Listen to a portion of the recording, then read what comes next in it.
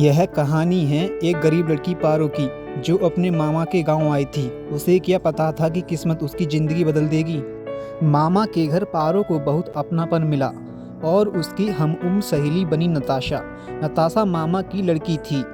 एक दिन दोनों सहेलियां पारो और नताशा गांव के मेले में घूमने गईं और वहां उन्हें बहुत अच्छा लगा। मेले में एक रहस्यमय जादूगर लोगों को अपने जादू से चकित कर रहा था। पारो की आंखें उस जादूगर के करिश्मों पर टिकी रह गईं और वो देखने लगी। तभी जादूगर की नज़र पारो पर पड़ी और वह पारो को मनमोहक आंखों से देखने लगा। उसने दोनों का नाम लेकर उन्हें चौंका दिया और कहा, तुम दोनों इस चैनल को सब्सक्राइब कर लो। जादूगर ने पारो का भविष्य देखने के लिए उसकी हथेली पकड़ी और उसने पारो का भविष्य देखा। जादूगर ने कहा, तुम एक दिन बहुत बड़े राज्य की रानी बनोगी। पारो सोचने लगी, यह कैसे हो सकता है। गरीबी और लाचारी में पली पारो को यह सब मजाक लग रहा था।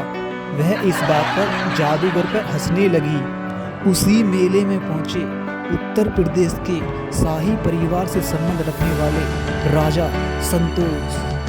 राजा संतोष ने अपनी माँ के लिए उपहार, मिठाइयाँ और कुछ कपड़े भी खरीदे। राजा संतोष ने गरीबों में दान करने के लिए कपड़ा, आभूषण और मिठाइयाँ भी खरीदी। अगले दिन राजा संतोष दान बांटने के लिए गांव-गांव निकले और उन्होंने सभी को दान दिया। तभी राजा संतोष पारो के मामा के घर पहुँचे और वहाँ उन्हें पारो भी मिली। राजा संतोष की नज़र पहली बार पारो पर पड़ी और राजा पारो की आंखों में देखने लगा। राजा ने अपनी चादर निकाली और पारो के शरीर को ढक दिया। पारो को बहुत अच्छा महसूस हुआ। राजा के मन में पहली बार किसी के लिए प्रेम जागा।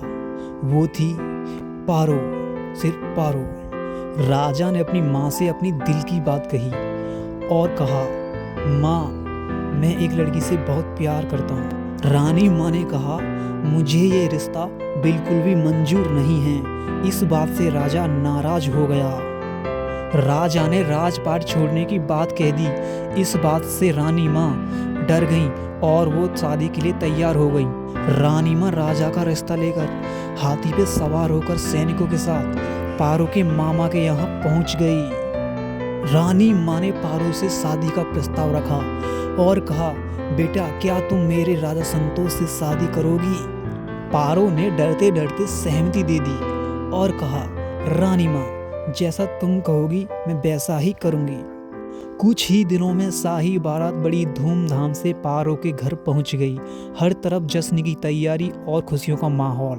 पारो आज दुल्हन बन चुकी थी। पारो अपनी सहेलियों के साथ बैठी और राजा का इंतजार कर रही थी। आज दोनों ने साथ जीने, साथ मरने, साथ रहने की कसम खाई और दोनों आज बहुत खुश थे। आज राजा के लिए बहुत ही बड़ा खुशी का दिन था, क्योंकि राजा ने जिससे प्यार किया आज वो उसी लड़की से शादी कर रहा था।